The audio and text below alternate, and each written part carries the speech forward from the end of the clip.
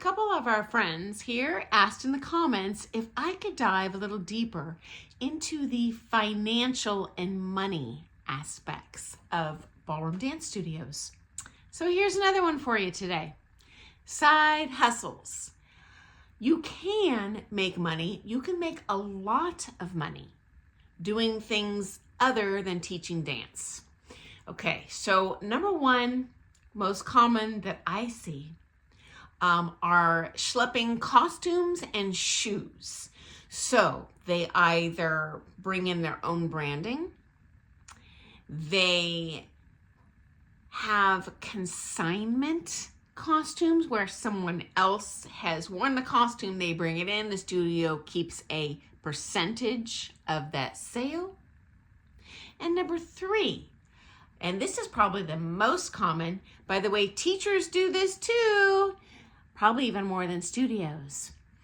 They get a kickback, a financial cut, either a flat dollar amount or a percent of the sale when I refer a client to, for example, that gown designer, and they make the costume. They collect all the money and then they give a kind of under the table, I'll say tip, to either the studio owner or the teacher. So guys, first of all, red flag.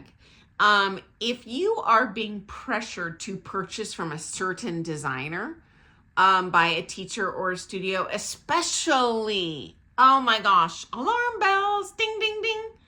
When they say, well, our studio buys from, or my students buy from, real sus. And I have seen people do this to designers that, in my opinion, suck. Their costumes look like skater outfits, like they bought it off the rack at Macy's, like not a professional level costuming that they charge out the wazoo for. And friends, that is taking advantage of the students. So again, maybe they genuinely are just looking out for your best interest, but I would proceed with caution if you're feeling in any way, any pressure to buy from a specific designer, okay? Number two, facility rentals. Now, most studios cannot do this because they're kind of a hole in the wall. They might be able to get some side business doing that, but if you have a larger ballroom dance studio, especially if you have built a studio or even lease a studio space where you have a full kitchen, you can make exponentially more money renting out to weddings. Quinceañeras will pay out the wazoo. They always pay cash. And I mean thousands. They will happily drop $10,000 in a night. Good luck teaching dance lessons in ballroom and Latin and bringing in $10,000 in a night. Anyway, I also found I had a lot of people tapping me for conventions, meaning, oh, I want to have my, doll expo. And I, especially for me, since I had a very large footprint for my building, I had over 17,800, I believe, square feet just in the ground floor. So ample restrooms, 2 parking lots, ample free street parking.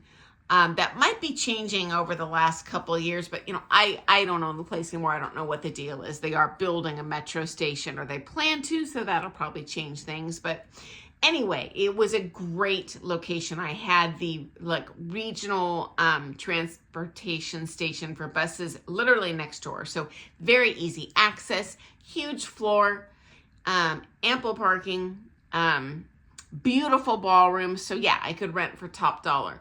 But guess what? I did not choose that route. And did I suffer financially as a result? Yes. I personally did not run my studio as a for-profit. I'm going to, bank on this for my life and make my retirement. I truly did it as a passion project. As honestly, guys, many studio owners do. You might think that they're taking advantage of you, but It's pretty rare that I see that. Usually they are doing this for a love of ballroom dance, and they want to see as many people ballroom dance as they can. They want to provide more opportunities. They want to provide just spaces where we can fly in better visiting coaches, where we can get all the lesson times that, we need that meet student demand, blah, blah, blah. I did occasionally do rentals. Hated it. They totally trashed the place, guys. They'll spill a beer, leave it there for 3 hours, run a mop loosely over it, and they leave and they're like, oh yeah, the place is clean. No, it's not. As a ballroom dancer, my definition of a clean facility and a pristine floor is real different than, the taco convention.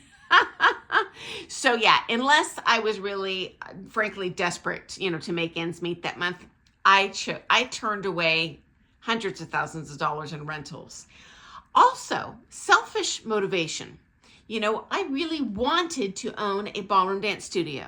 I have had zero desire ever in my life to be a facilities rental property manager. Ugh.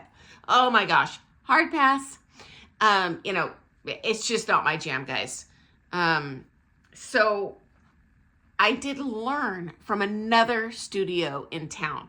For my old school friends in town, there was a dance studio here eons ago, decades ago, they closed, but Fancy Feet in Oregon City.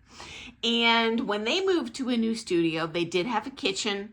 Obviously they didn't have like the kind of glamorous environment, the huge footprint I did, but they had enough of a footprint, and they had 2 rooms and a kitchen and a disco ball and a stage. They're set.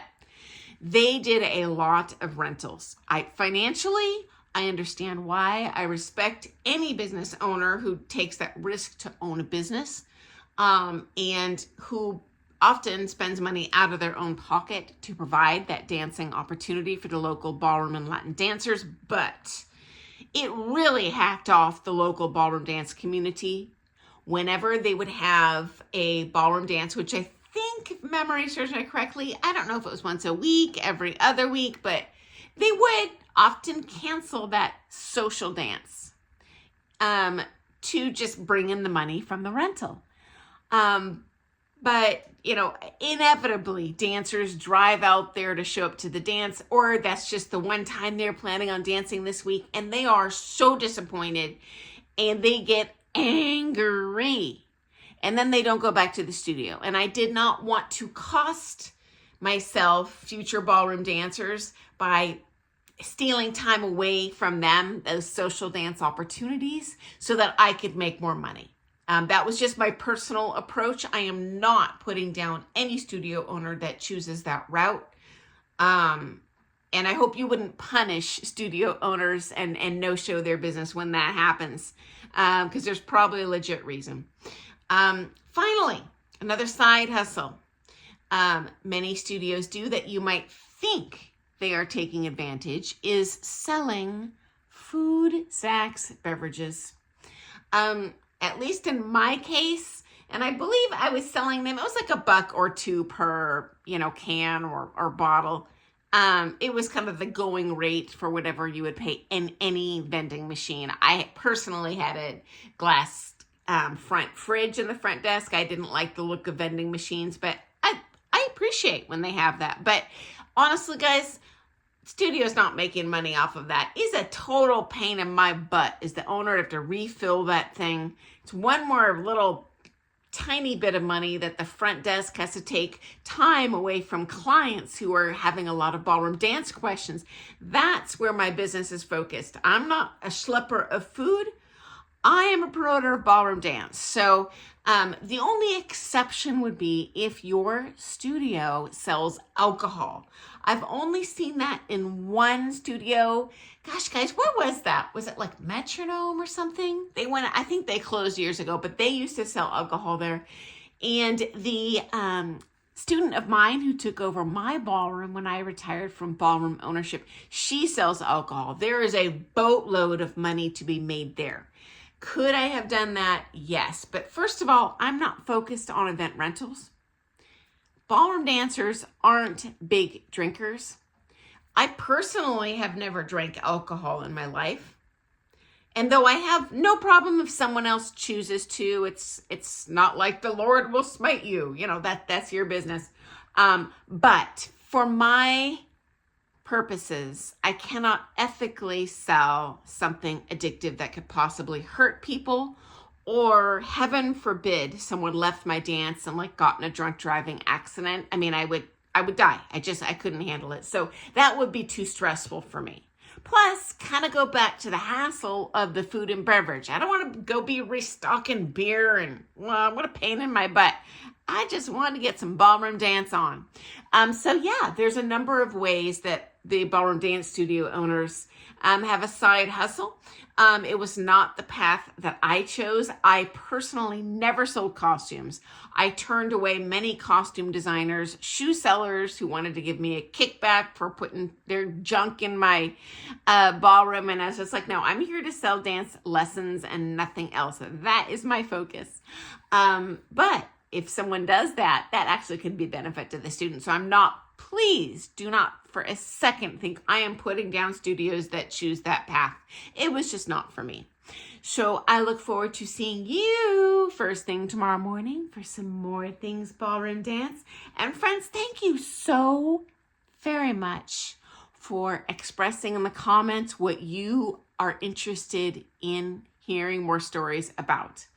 Because I've got 40 years in this industry, longtime teacher, longtime amateur competitor, longtime professional competitor, longtime studio owner. And I've seen a lot of crazy stuff, and I'm just like shooting arrows in the dark, trying to figure out what you might want to hear more about and be entertained by. So thanks so much. And I look forward to seeing you first thing tomorrow morning. Happy dancing, guys.